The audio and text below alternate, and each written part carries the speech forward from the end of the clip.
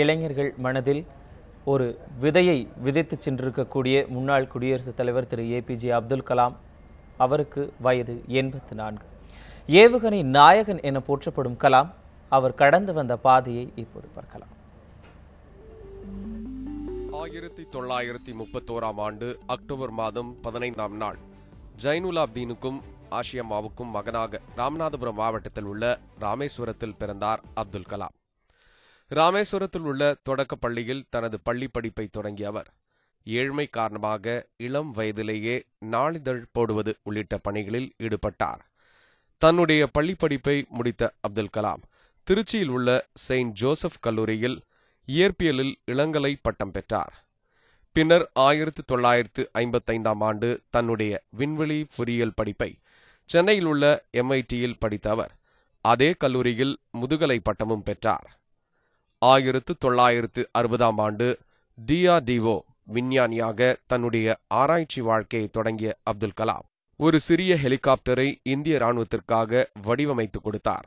பின்னர் இந்திய விண்வெளி ஆராய்ச்சி கூடத்தில் தனது ஆராய்ச்சி பணிகளை தொடர்ந்த அவர் துணைக்கோள் ஏவுகணை குழுவில் செயற்கைக்கோள் ஏவுதலில் முக்கிய பங்காற்றினார். 1980ஆம் ஆண்டு SLV-3 ராக்கெட்டை பயன்படுத்தி ரோகிணி 1 என்ற துணைக்கோளை வெற்றிகரமாக விண்ணில் ஏவு செய்தது அவருக்கு மட்டுமல்லாமல் இந்தியாவிற்கே ஒரு சாதனையாக அமைந்தது.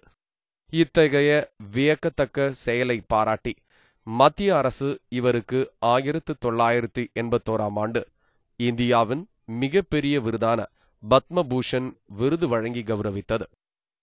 1963ஆம் ஆண்டு முதல் 1983ஆம் ஆண்டு வரை இந்திய விண்வெளி ஆராய்ச்சி கூடத்தில் பல பணிகளை சிறப்பாக செய்த இவர் 1999ஆம் ஆண்டு பொக்ரான் 2 அணு ஆயுத சோதனையில் முக்கிய பங்காற்றியுள்ளார்.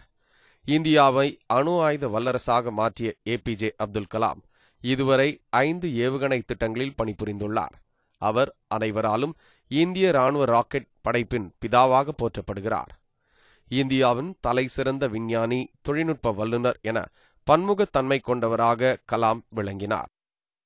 கடந்த 2002ஆம் ஆண்டு நடந்த குடியரசுத் தலைவர் தேர்தலில் வெற்றி பெற்று இந்தியாவின் 11வது குடியரசுத் தலைவராக கடந்த 2002ஆம் ஆண்டு ஜூலை 25ஆம் தேதி பதவியேற்றார்.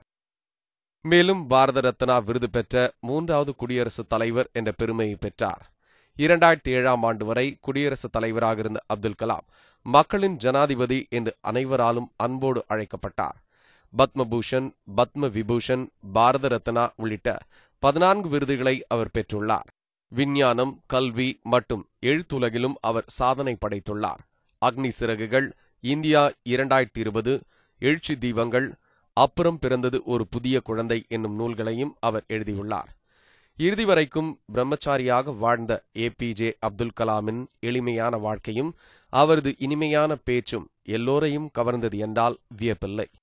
எதிர்கால இந்தியா இளைஞர்கள் கையில் என்ற அவர் கனவு காணுங்கள், அந்த கனவை நினைவாக்க பாடுபடுங்கள் என்னும் வாக்கியத்தை இளைஞர்களின் மனதில் வேரூன்ற செய்தவர். உலகம் போற்றும் விஞ்ஞானியான கலாம் தன்னுடைய பொன்மொழிகளாலும் கவிதைகளாலும் வாசகங்களாலும் அனைவரின் மனதிலும் நீங்கா இடம் பிடித்துள்ளார்.